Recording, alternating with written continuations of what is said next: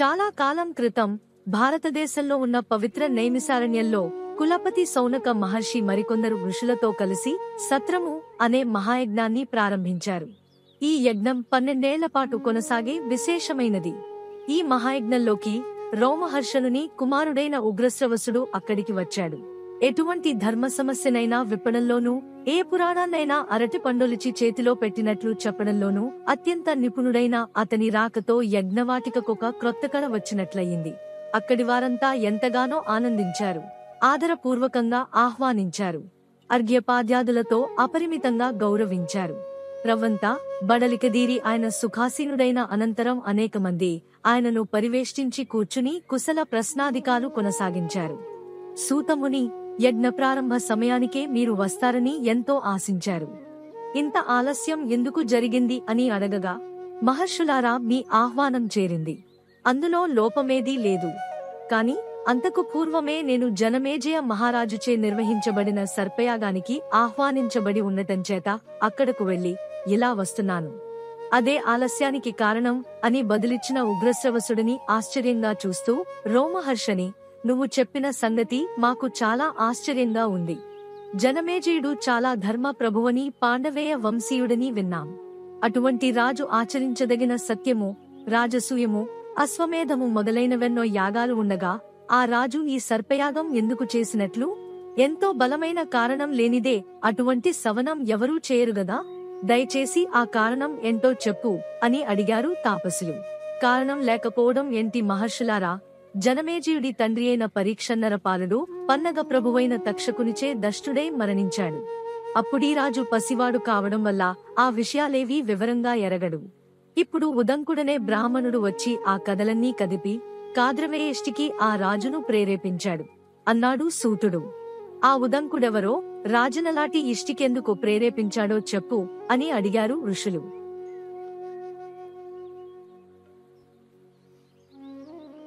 పైలుడు అనే మహర్షి వద్ద ఉదంకుడు అనే శిష్యుడు ఉండేవాడు. విద్యాభ్యాసానంతరం ఉదంకుడు గృహస్థుడు కావడానికి అంగీకరించి పైలుడు అతనిని ఆశీర్వదించాడు. ఆ సందర్భంగా ఏదైనా గురుదక్షిణ కోరుకోమన్నాడు ఉదంకుడు. ముక్త సంగుడైన ఆ ఋషి తనకే వాంఛలు లేవని, తన భార్య ఏమైనా ఆజ్ఞాపించినట్లయితే ఆ కార్యాన్ని నిర్వర్తించమని ఆదేశించాడు. ఉదంకుడు గురుపత్నికి నమస్కరించి వచ్చిన పని చెప్పాడు. ఆమె చాలా ఆనందించి, నాయనా, సరిగ్గా నేటికి 4వ రోజున పుణ్యకవ్రతం చేసుకుందామని అనుకుంటున్నాను. ఇక్కడికి చేరువలోనే పౌష్యుడనే మహారాజు ఉన్నాడు. అతని భార్య మహాపతివ్రత. ఆమె చెవులకు అత్యద్భుతాలు, మహిమాన్వితాలు అయిన కుండలాలు ఉన్నాయి. నువ్వెళ్ళి అవి అడిగి తీసుకుని వచ్చినట్లయితే ఆ కుండలాలను ధరించి వ్రతం చేసుకుంటాను అని చెప్పింది. వెంటనే పౌష్యు మహారాజు వద్దకు బయలుదేరాడు ఉదంకుడు. పౌష్యుని అనుమతిపై రాణివాసం చేరి సౌష్య మహాదేవిని దర్శించాడు. తను వచ్చిన పని చెప్పగా మిక్కిలి స్నాతకుడు అయిన అతని కోరికను పౌష్య మహాదేవి మన్నించి తన కుండలాలను అతనికి ఇచ్చింది. ఇస్తూ, నాయనా, చాలా కాలంగా నాగరాజైన తక్షకుడు ఈ కుండలాలను అపహరించడం కోసం ప్రయత్నిస్తున్నాడు. కాబట్టి నువ్వు చాలా జాగ్రత్తగా ఉండాలి సుమా అని హెచ్చరించింది. తక్షకుడు తనని ఏమీ చేయలేడని, ఈ విషయపై ఆమె బెంగపెట్టుకోవడం అవసరం లేదని చెప్పి కుండలాలను తీసుకుని గురుకులానికి బయలుదేరాడు ఉదంకుడు.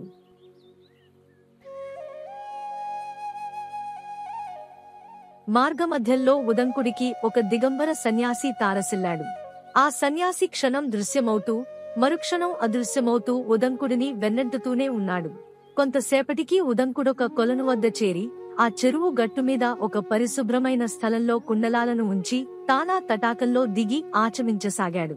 అంతవరకు ఉదంకుడిని దృశ్యాదృశ్యంగా అనుసరిస్తున్న దిగంబరుడు చటుక్కున వచ్చి కుండలాలను చేజిక్కించుకుని పారిపోయాడు. ఉదంకుడు అతనిని తరిమి పట్టుకున్నాడు. కాని తక్షణమే ఆ సన్యాసి తక్షక రూపం ధరించి చేరువలోనే ఉన్న భూవివరం గుండా నాగలోకానికి వెళ్లిపోయాడు. ఉదంకుడు కూడా ఆ బొరియగుండా వెళ్లి పాముల రాజ్యంలో అడుగుపెట్టాడు. కాని తక్షకుడతనికి కనబడలేదు. అందువల్ల తత్కాలమందు స్ఫురించిన విధంగా ఫణిపతులందరినీ ప్రార్థించాడు.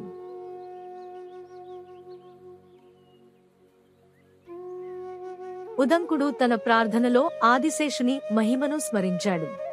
ఈ విశ్వానికి స్థిరతనిచ్చే ఆదిశేషుడు పర్వతాలు, సముద్రాలు, భూములను తన శక్తివంతమైన పడగలపై ధరించి ఉన్నాడు. ఆయన అనంతుడు, అఖండమైన శక్తికి ప్రతీక. ఆయన ప్రసన్నతే ఉదంకుడికి విజయాన్ని అందించగలదు. తదుపరి ఉదంకుడు వాసుకిని ప్రార్థించాడు. వాసుకి తన తపోబలంతో దేవతలకే కాదు, అసురులకు కూడా రక్షణ కల్పిస్తాడు. ఆయన శిరస్సుపై ప్రకాశించే మణులు అతని దివ్యత్వానికి నిదర్శనం. ఆపై ఉదంకుడు ఐరావతాది మహాఫణిరాజులను ప్రార్థించాడు. దేవలోకానికి, మానవలోకానికి భయంకరమైన వీరులు, వారి శక్తి విస్ఫోటనమే బ్రహ్మాండాన్ని కంపింపజేస్తుంది. ఐరావతాదులు తమ శక్తితో అగ్ని, సూర్యునికి సైతం సమానమైన వేడిని ఉద్గీరించే శక్తులు కలవారు. అంతటా ఉదంకుడు తక్షకుడిని కూడా ప్రార్థించాడు. భూమిని, పర్వతాలను తన ఇంటివలే సంచరించే తక్షకుడు శక్తివంతమైన సర్పశ్రేష్ఠుడు. ఈ నాగప్రార్థనతో ఉదంకుడు తన భక్తి, ధైర్యం మరియు పట్టుదలతో నాగరాజుల దృష్టిని ఆకర్షించాడు. ఆయన పట్ల నాగరాజులు ప్రసన్నులై అతనికి తన కోరిక నెరవేర్చే మార్గం చూపించారు.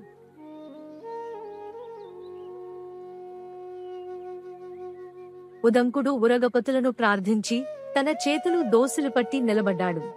కాని అతని చేతుల్లో కుండలాలు పడలేదు. తక్షకుడి అంగుళం కూడా కనబడలేదు. కాని కళ్ళు తెరిచేసరికి అతని ముందున్న దృశ్యం ఎంతో వింతగా ఉంది. ఇద్దరు స్త్రీలు ఒకే మగ్గం మీద నల్లని తెల్లని దారాలతో చిత్రమైన వస్త్రాన్ని నేస్తున్నారు. 6 కుమారవేశ్కులు 12 ఆకులు గల చక్రాన్ని త్రిప్పుతున్నారు. ఎత్తైన అశ్వం మీద అంతకన్నా మంచి ఎత్తైన అయిన ఒక పురుషుడు కూర్చుని ఉన్నాడు. ఉదంకుడు తన మనసులో పసిబిడ్డలా తన కోరిక వెలిబుచ్చాడు. నాకెవ్వరూ అడ్డుకుండా ఉండే శక్తి కావాలి అని అడగగా ఆ అశ్వారూఢుడైన పురుషుడు ప్రసాదించాడు. తక్షణమే నాగలోకం అగ్నిజ్వాలలతో మండిపోసాగింది. భయంతో తక్షకుడు ఉదంకుని ముందుకు వచ్చి కుండలాలను అందజేశాడు.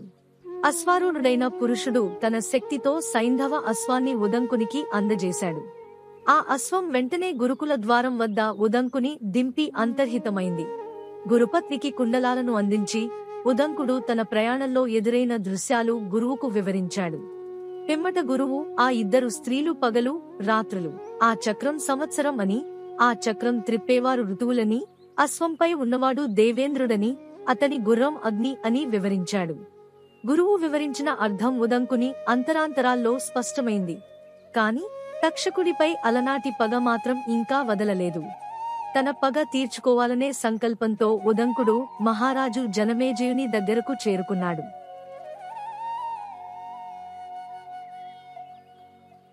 రాజా, నీ పితామహుడు పరీక్షిత్తు తక్షకుని చేతిలో ప్రాణాలు కోల్పోయాడు. అది అప్రకృతమైంది. నీవు తక్షకునికి గుణపాఠం చెప్పడం నీ కర్తవ్యమని చెప్పగా, ఉదంకుడు చెప్పినది విని, విప్రవర్య, ఇందులో మీకు వీసమెత్తు లాభం ఉందన్నారు గదా, అది ఏమిటి అని అడిగాడు. ఉదంకుడు తన కథనంతా చెప్పాడు. ఆనాడు తక్షకుడు చేసిన విఘ్నం నాకు మనశ్శాంతి లేకుండా చేస్తోంది.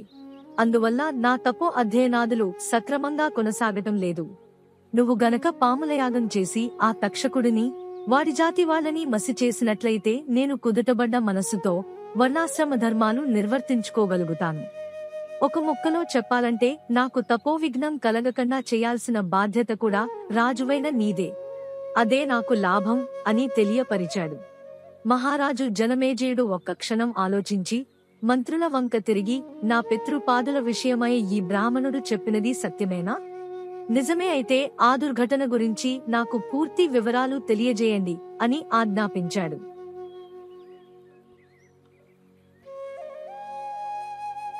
సభలో ఉన్న కొందరు వృద్ధమంత్రులు పరీక్షిత్తు యొక్క మరణఘట్టం గురించి ఇలా చెప్పారు. నరపాల, ఒకనాడు పరీక్షిత్తు మహారాజు వేటకు వెళ్లి ఓ మృగాన్ని గాయపరిచారు. ఆ మృగం పారిపోయి శమీక మహర్షి ఆశ్రమానికి చేరింది. దాన్ని తరుముతూ ఆశ్రమం చేరిన నీ తండ్రి నీరసించి ధ్యానంలో ఉన్న మహర్షిని నీళ్లు అడిగాడు. కాని మహర్షి ధ్యానంలో ఉండి స్పందించలేదు. అందుకు అలిగిన రాజు ఒక పాము శవాన్ని మహర్షి మెడలో వేసి వెళ్లిపోయాడు. రాజుగారు ఇటు వచ్చాడో లేడో ఆ మునీశ్వరుడి కొడుకైన శృంగి ఆశ్రమానికి చేరాడు. తండ్రి మెడలో ఉన్న పాము శవాన్ని చూసి దాని తీరును బట్టి అది ఎవరో కావాలని చేసిన పనే అని గుర్తించి తక్షణమే ఆచమించి, నా తండ్రి మెడలో అశుచియైన పాము కళేబరాన్ని వేసి అవమానించినవాడు వాడెవడైనా నేటికి ఏడవనాడు పాములన్నిటిలోకి అతి క్రూర సర్పమైన తక్షకునిచే కాటుబడి మరణించుగాక అని శపించేశాడు. ధ్యానాంతరం కళ్ళు తెరిచిన శమీకుడు పుత్రుని ద్వారా పాము సంగతి, అతని మిత్రుల ద్వారా శాపం సంగతి తెలుసుకుని ఆశ్చర్యపోయాడు. తన దివ్యదృష్టితో జరిగినది గుర్తించి కంగారుపడ్డాడు. కుమారా, శపించబోయే ముందు దోషి ఎవరో, శాపార్హుడు అవునో కాదో తెలుసుకోవాలి కదా, ఇలా ఎందుకు చేశావు?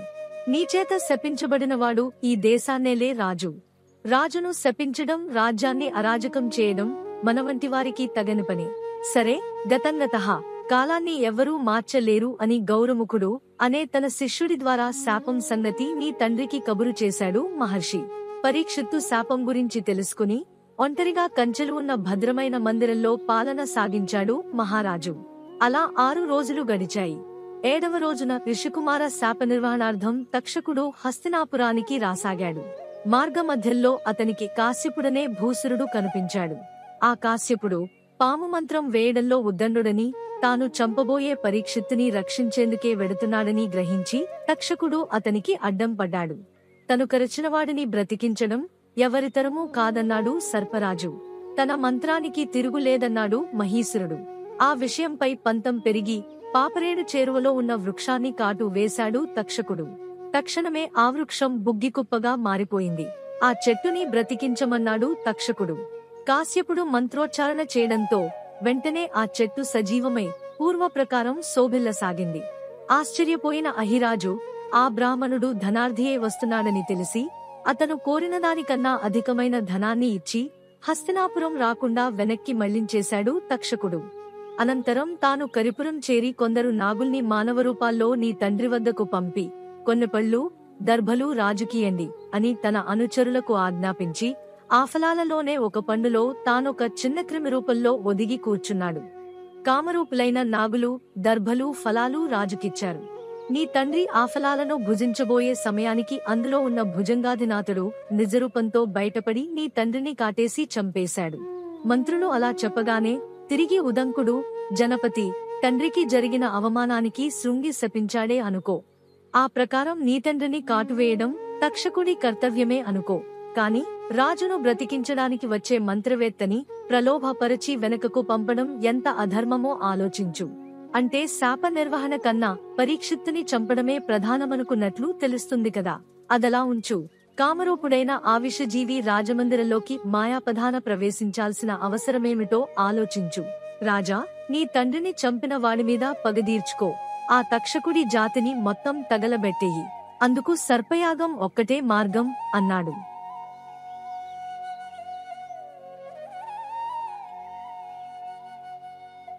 ఉదంకుడు అలా అనగానే మళ్ళా జనమేజయుడు, ఓ ధరామరా, నువ్వు చెప్పినట్లుగా చూసినా కాశ్యపుడిని తక్షకుడు ప్రలోభ పెట్టడం సహించరాని వంచన అనే భావిస్తున్నాను. కాని మంత్రులు కాని మీరు కాని అప్పుడా ప్రాంతంలో లేరు. మరి మీకా విషయం ఎలా తెలిసింది? తక్షకుడి వంచనకి సాక్ష్యం ఏదైనా ఉందా అని అడిగాడు జనమేజయుడు. ఉంది ప్రభూ అంటూ మంత్రులు, ఆనాడు తక్షకుడు అడవిలో ఏ చెట్టునైతే కరిచాడో అప్పుడా చెట్టుమీద ఒక కట్టెలు కొట్టుకునేవాడున్నాడు. చెట్టుతో పాటే వాడు కూడా కాలి చనిపోయి అనంతరం కాశ్యప మంత్రబలంతో పునర్జీవితుడై వచ్చాడు. వాడా భూసుర భుజంగవరుల సంభాషణంతా విన్నాడు కాని ప్రాణభయంతో వాళ్ళు వెళ్లిపోయే వరకు వృక్షం దిగలేదు. వాళ్లు ప్రయాణమైన తరువాత వాడు పరుగున వచ్చి ఈ వార్త తెలియజేసే లోపలే జరగకూడనిది జరిగిపోయింది. మంత్రులు ఆ విధంగా సాక్ష్యాధారాలు ప్రత్యక్షీకరించడంతో జనమేజయుడు పాముల మీద పగబట్టాడు. సర్పయాగానికి తగిన సంబారాలు సమకూర్చవలసినదిగా ఆజ్ఞలు జారీ చేశాడు.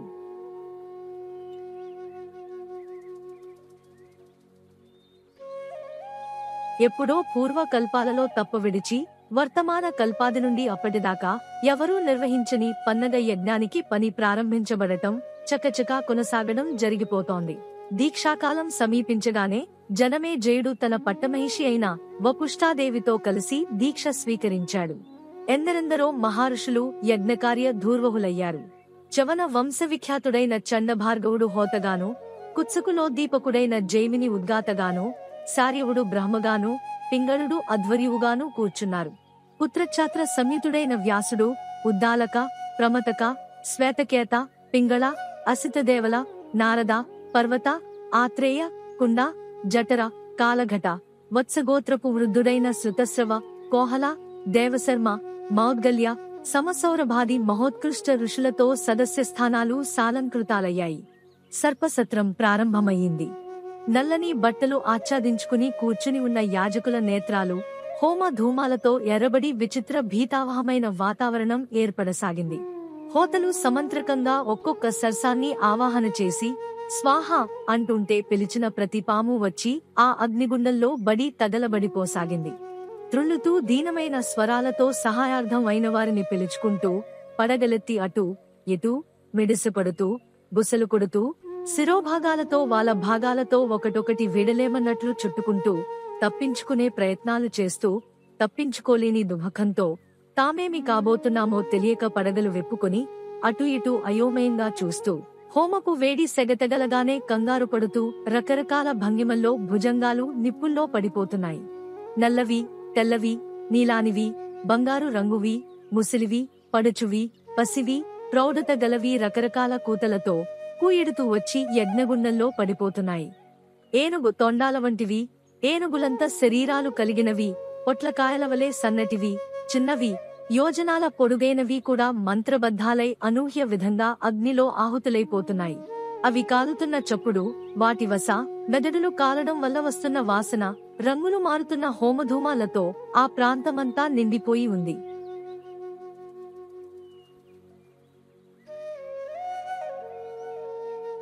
జనమేజయుడి యజ్ఞం ఇక్కడ ఆరంభం అవుతోందని తెలియగానే అందరికన్నా ఎక్కువగా భయపడింది తక్షకుడే. సంగతి తెలిసిన మరుక్షణమే అతగాడు సర్వదేవతాధీసుడైన ఇంద్రుడిని ఆశ్రయించాడు. ఎలాగైనా తనని కాపాడమని అర్థించాడు. ఇంద్రుడు కూడా ఆలోచించి, అయితే ఈ యజ్ఞం గురించి గతంలో విధాత చెప్పిన విషయం ఒకటి ఉంది. శేషుడు, వాసుకి మొదలైన దివ్య సర్పాలకు మరికొన్ని సర్పాలకు హాని వాటిల్లదని అది గుర్తు చేసుకుని దేవేంద్రుడు తక్షకుడికి అభయం ఇచ్చాడు. అయినా భయం తీరక అమరేంద్రుడి దగ్గరే చుట్టలు చుట్టుకుని పడుకుని ఉండిపోయాడు తక్షకుడు.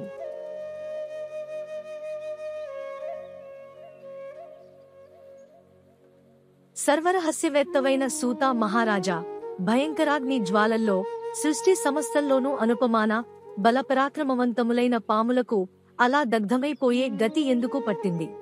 సూతుడు చెబుతున్నది వింటూనే మధ్యలో అడిగారు మహర్షులు. సూతుడు వారి సందేహం నివృత్తి చేయదలచి, ఆది యుగంలో కశ్యప ప్రజాపతి సంతానం కోసం పుత్ర కామేష్టి చేశాడు. దానికి తగినట్లుగానే అతని భార్యలు కద్రువ, వినత అనేవారు పుత్రులు కావాలంటూ కొన్ని వేలేళ్లు భర్తనారాధించారు. కశ్యపుడు వారి సేవలకు మెచ్చి ఏం వరం కావాలని అడిగితే కద్రువ బలవంతులు తేజోవంతులు అయిన 1000 మంది పుత్రులు కావాలని కోరింది. వినత తన సవతి కొడుకుల కంటే బలపరాక్రమవంతులైన 2 కొడుకులు కావాలని కోరింది. కశ్యపుడు వారినిద్దరినీ అనుగ్రహించి, మీరు మీ గర్భాలను జాగ్రత్తగా రక్షించుకోండి అని చెప్పినందుకు వారు సంతోషించారు. కద్రువ గర్భిణియే 1000 గ్రుడ్లను, వినత గర్భవతియే 2 గ్రుడ్లను ప్రసవించారు. వారా గ్రుడ్లను నేతి కుండలలో పెట్టి కాపాడుకుంటున్నారు. 500 ఏళ్ల తర్వాత కద్రువ గ్రుడ్లు చితికి వానిలో నుండి శేషుడు, వాసుకి, తక్షకుడు, కర్కోటకుడు మొదలైన మహాసర్ప రాజులు పుట్టుకొచ్చారు. తన కడుపున పుట్టిన గ్రుడ్లు ఇంకా చితికి పిల్లలు రాలేదని వినత బాధపడి రెండింటిలో ఒక గ్రుడ్డును చిదిపింది. దానిలో నుంచి కాళ్లు లేని అసురుడు పుట్టాడు. వెంటనే తల్లిని చూచి, అమ్మా, నీవు తొందరపడి గ్రుడ్డు చిదిపావు చూడు, నేనింకా అంగపుష్టిని పూర్తిగా పొందలేదు. సవతిమీది అసూయతో నన్నిలా వికలాంగుణ్ణి చేసిన నువ్వు నీ సవతికి 500 ఏళ్లు దాస్యం చెయ్యి అని శపించి, ఈ 2వ గ్రుడ్డును జాగ్రత్తగా కాపాడుకో, దీనిలో నుంచి పుట్టేవాడు మహాబలవంతుడై నీ దాస్యాన్ని తొలగిస్తాడు అని చెప్పి తాను సూర్యునికి సారథిగా వెళ్లిపోయాడు. ఒకప్పుడు దేవతలు రాక్షసులు కలిసి అమృతం సంపాదించడానికి పాల సముద్రం మధించాలని నిశ్చయించారు. వారు బ్రహ్మ విష్ణు మహేశ్వరుల దగ్గరకు వెళ్లి సహాయం చేయమన్నారు. దానికి వారు ఆమోదించి విష్ణుమూర్తి మందర పర్వతాన్ని తెచ్చి క్షీరసాగరంలో కవంగా వేసి, పర్వతం క్రిందను తాబేలుగా తాను భారం వహిస్తుండగా వాసుకిని త్రాడుగా చేసి దేవదానవుల్ని మధించమన్నాడు. వారు మధిస్తుండగా ముందు మహావిషం పుట్టింది. దాన్ని శివుడు మృంగి గరళ కంఠుడైనాడు. తర్వాత చంద్రుడు, లక్ష్మి, పుచ్చేశ్రవము, ఐరావతము, కామధేనువు మొదలైనవి పుట్టాయి. చివరికి అమృతం పుట్టింది.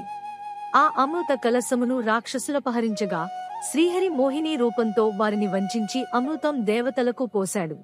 దానికి కోపించిన రక్కసులు దేవతల మీదికి యుద్ధానికి వచ్చారు. దేవతలు ముకుందుని సాయంతో వారిని జయించారు. కలశంలో మిగిలిన అమృతాన్ని సంరక్షించుకోమని ఇంద్రునికిచ్చారు త్రిమూర్తులు. ఇంద్రుడు గట్టి కావలితో దాన్ని రక్షించుకుంటున్నాడు. ఇక్కడ కద్రు, వినతలు ఒకనాడు సముద్రతీరానికి విహారానికి వెళ్లారు. అక్కడ వారికి ఉచ్ఛైశ్రవం కనబడింది. కద్రువా, వినత, చూశావా, ఆ గుర్రం ఒళ్లంతా తెల్లగా బాగుంది, కాని తోక మాత్రం నల్లగా ఉందేమిటి అంది. వినత, అదేమిటక్కా, తోక కూడా తెల్లగానే ఉంది కదా అంది. కద్రువ పట్టుదలగా, కాదు, నల్లగానే ఉందని పందెం వేద్దాం అన్నది. తోక నల్లగా ఉంటే నువ్వు నాకు దాసీవి కావాలి, తెల్లగా ఉంటే నేను నీకు దాసిని అవుతాను. సరే కదా అంది. వినత, సరే అయితే దగ్గరికి పోయి చూద్దాం రమ్మంది. కద్రువ గడుసుతనంతో ఇప్పుడు ప్రొద్దులేదు, రేపు ఉదయ వేళ వచ్చి చూద్దాం అంటూ తీసుకుపోయింది. ఆ రాత్రి కద్రువ తన కొడుకుల్ని పిలిచి విషయమంతా చెప్పి, మీరు ఆ తోకను పట్టుకుని వ్రేలాడి నల్లగా కనిపించేటట్లు చేయండి అంది. శేషుడు, వాసుకి మొదలైన ధర్మబుద్ధిగల నాగరాజులు తల్లితో అది ధర్మం కాదని నచ్చజెప్పబోయారు. ఆవిడ ఆ మాటలు వినక, మీరు నా మాట కాదన్నారు కనుక జనమేజయుడు చేసే సర్పయాగంలో చావండి అని శపించింది. ఆ శాపానికి భయపడిన కర్కోటకాదులు తల్లి చెప్పినట్లు చేసి శాపాన్నించి తప్పించుకోవాలనుకున్నారు. తల్లి చెప్పినట్లే ఉచ్ఛైశ్రవం తోక పట్టుకున్నారు. కద్రువ వినతకు దూరం నుంచే తోక నల్లగా ఉన్నట్లు చూపించింది. వినత అమాయకురాలు. సవతి మాటలు నమ్మి దాస్యం చేయడానికి సిద్ధపడింది.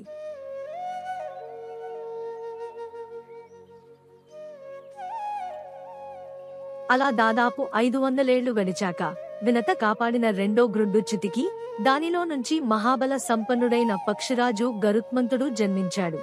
పుడుతూనే ఆకాశానికెగిరి ఒక్క ప్రదక్షిణం చేసి వచ్చి తల్లికి నమస్కరించాడు గరుత్మంతుడు. వినత చాలా ఆనందించింది.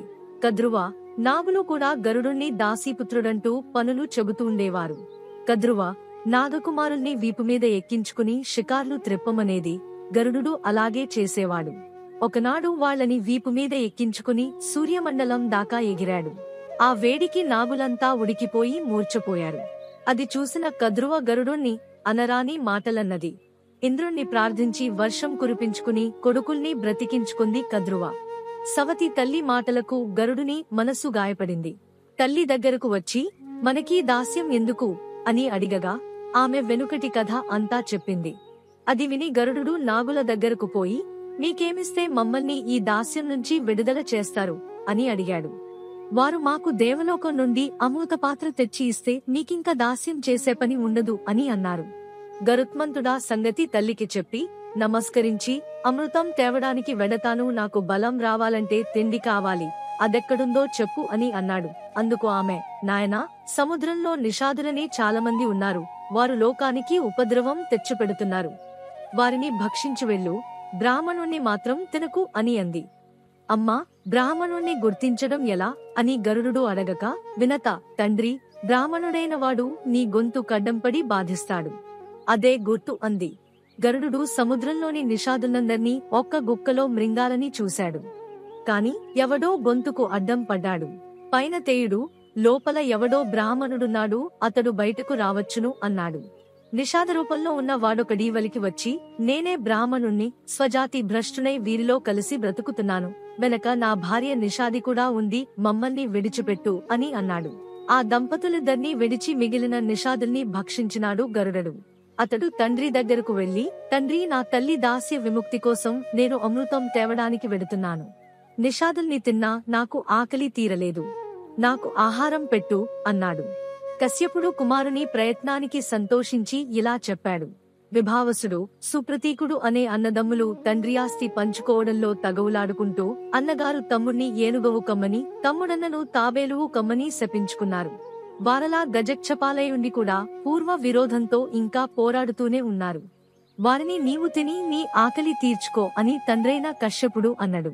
గరుత్మంతుడు వెంటనే వెళ్లి ఆ గజకచ్చపాలను 2 కాళ్లతో పట్టుకుని తినడానికి చోటు వెతుకుతూ ఉండగా, రోహిణమనే చెట్టు 100 యోజనాల పొడవున్న నా కొమ్మ మీద పెట్టుకుని తినమని చెప్పింది. గరుడు ఆ చెట్టుపై వాలగా వెంటనే ఆ కొమ్మ ఫెళఫెళమని విరిగింది. అతడా కొమ్మకు తలక్రిందుగా వ్రేలాడుతూ తపస్సు చేసుకుంటున్న వాలఖిల్యాది మునుల్ని చూసి ఈ కొమ్మ నేలమీద పడితే వీరి తపస్సు పాడవుతుందని వెంటనే ఆ కొమ్మను ముక్కుతో కర్చుకొని తండ్రి దగ్గరకు వెళ్లి నమస్కరించాడు. కశ్యపుడు వాలఖిల్యాదులను హిమవంతమునకు వెళ్లమని ప్రార్థించగా వారలాగే వెళ్లారు. తండ్రి యాజ్ఞ మీద అతడా కొమ్మను మనుష్యులు లేని చోట విడిచి హిమవంతము మీదనే వీలైన చోటు చూసుకుని ఆ గజకచ్చపాలను కడుపార ఆరగించాడు. తర్వాత అమృతం సంపాదించడానికి స్వర్గలోకానికి పయనించాడు గరుత్మంతుడు. స్వర్గలోకంలో మహోత్పాతాలు పుట్టాయి. బృహస్పతి వల్ల కారణం తెలుసుకున్న ఇంద్రుడు అమృత రక్షకుల్ని హెచ్చరించి కాపలా ఇంకా కట్టుదిట్టం చేశాడు. గరుత్మంతుడు వెళ్లిన వెంటనే తన రెక్కల గాలితో అక్కడి కావలి వాళ్లను ఎగరగొట్టేశాడు. ఇంకా కొందరు ఆయుధాలతో ఎదిరించగా తన రెక్కల గాలికి లేచిన దుమ్ముతో వారి కళ్లు గప్పివేశాడు. ఇంద్రుని యాజ్ఞ మీద వాయువు ఆ ధూళిని చెదరగొట్టాడు. ఎదిరించిన రక్షకులంతా క్షతగాత్రులై ఇంద్రుణ్ణి శరణం వేడారు. గరుత్మంతుడు అమృతము ఉన్న చోటికి వచ్చాడు. అక్కడ మహాగ్ని జ్వాలలు గరుత్మంతుడిని లోపలికి పోనీయడం లేదు. అతడు వెంటనే వెళ్లి సమస్త నదుల్లోని నీళ్లను పుక్కిటబట్టి తెచ్చి అగ్ని జ్వాలల మీద చల్లి ఆర్పివేశాడు. అంతటితో అతనికి అమృతం దొరకలేదు. అమృత భాండం మీద కొంచెం ఎత్తుగా ఒక చక్రం విసురుగా తిరుగుతుంది. గరుడు సూక్ష్మరూపుడై దాని యాకుల మధ్య నుండి దూరి దాని కింద బుసలు కొడుతున్న 2 మహాసర్పాల్ని చూసి తన రెక్కల ధూళిచే వాటి కళ్లు గప్పి పడగలు విరగదొక్కి అమృత భాండం తీసుకుని ఆకాశానికెగిరాడు. ఇంత కష్టపడి అమృతం సంపాదించి ఒక్క చుక్క కూడా త్రాగకుండా పట్టుకుపోతున్న అతని నిరాసక్తతను గమనించిన విష్ణుదేవుడు సంతోషించి వచ్చి నీకు వరమిస్తాను కోరుకోమన్నాడు. శ్రీహరికి నమస్కరించి గరుత్మంతుడు మహాత్మా నాకు అమృతం త్రాగకుండానే అజరామరత్వం కలగాలి. ఎప్పుడూ నీ పాద సన్నిధిలో నేనుండాలి. ఈ వరాలు నాకు ప్రసాదించమని అడిగాడు. శ్రీమన్నారాయణుడా వరాలు 2 ఇచ్చి నిన్ను నేను వాహనంగా చేసుకుంటాను. నా ధ్వజం మీద కూడా నిన్నే నిలుపుకుంటాను అని అన్నాడు. గరుడు మహాప్రసాదం అని నమస్కరించి బయలుదేరాడు. అమృతాన్ని తీసుకుని వెళ్తున్న గరుడుని మీద ఇంద్రుడు వజ్రాయుధం ప్రయోగించాడు. పక్షిరాజు నవ్వి తన మీదికి వచ్చిన వజ్రాయుధంతో నీవు నన్నేమీ బాధించలేవు. దధీచి మహాముని దేహంలోంచి పుట్టావు కనుకను ఇంద్రుడి ఆయుధానివి కనుకను నిన్ను గౌరవించాలి. నా రెక్కలోని ఒక ఈకను రాల్చి వెళ్ళు. నీ శక్తి నా మీద ఇంతే అని అన్నాడు. అది చూసి ఇంద్రుడు యుద్ధం మాని నీతో నేను స్నేహితుడిగా ఉంటాను, అంగీకరించు. అయితే ఈ అమృతం నువ్వు ఎవరికో ఇస్తే వారు అమరులై లోక విధ్వంసం చేస్తారు కదా అన్నడు ఇంద్రుడు. అందుకు గరుడు మా తల్లి దాస్య విముక్తి కోసం నాగరాజులు ఈ అమృతం కావాలన్నారు, అందుకే తీసుకెళ్లి వారికిస్తాను అన్నాడు. ఇంద్రుడు అయితే నేను నీ వెంట అదృశ్యరూపుడనై వచ్చి వారు త్రాగకముందే అపహరిస్తాను అని అన్నాడు ఇంద్రుడు. గరుడు అంగీకరించి వెళ్లి అమృత భాండాన్ని నాగుల చేతిలో పెట్టి నా తల్లికి నాకు మీ దాస్యం నుంచి విముక్తి కలిగినట్లే కదా అని అడిగాడు. వారు మీకు విముక్తి కలిగింది అని అన్నారు. నాగులు వెంటనే ఆత్రంగా అమృతం త్రాగడానికి సిద్ధమైనారు. గరుడు మీరు శుచిగా స్నానం చేసి వచ్చి త్రాగండి, ఇది పవిత్రమైన అమృతం గదా అని అన్నాడు. వారు సరేని అమృత కలశను దర్భల మీద ఉంచి వెళ్లారు. ఇంద్రుడు అదే సమయమని కలశాన్ని పుచ్చుకుని దేవలోకానికి వెళ్లిపోయాడు. నాగులు కలశమేమైందో తెలియక తికమకపడి చివరకు అమృత కలశముంచిన దర్భల మీద ఏమైనా పడిందేమో అని దర్భలను నాకినారు. దానితో వారి నాలుకలు 2గా చీలి ద్విజీవులైనారు. అమృత భాండము పెట్టడం చేత దర్భలు పవిత్రములైనాయి. ఇది పక్షిరాజు గరుడుని అపారమైన బలానికి, ఆత్మవిశ్వాసానికి మరియు ధర్మనిబద్ధతకు అద్భుతమైన ఉదాహరణ. ఈ కథలో ప్రతి ఘట్టం మనకు ఒక జీవిత పాఠంగా నిలుస్తుంది. ఇవన్నీ మహాభారతంలోని గొప్ప పాఠాలు. మహాభారతం ఒక్కో ఘట్టం, ఒక్కో పాత్ర మనకు జీవన గమనంలో మార్గదర్శకాలు చూపిస్తాయి. మనం తదుపరి ఎపిసోడ్లో మహాభారతంలోని మరెన్నో కథలను తెలుసుకుందాం. మంచి కథల కోసం, మహోన్నత జీవిత పాఠాల కోసం మా ఛానల్ను సబ్స్క్రైబ్ చేయండి మరియు మహాభారతం కథానదిలో మరిన్ని రత్నాలను కలిసి తెలుసుకుందాం.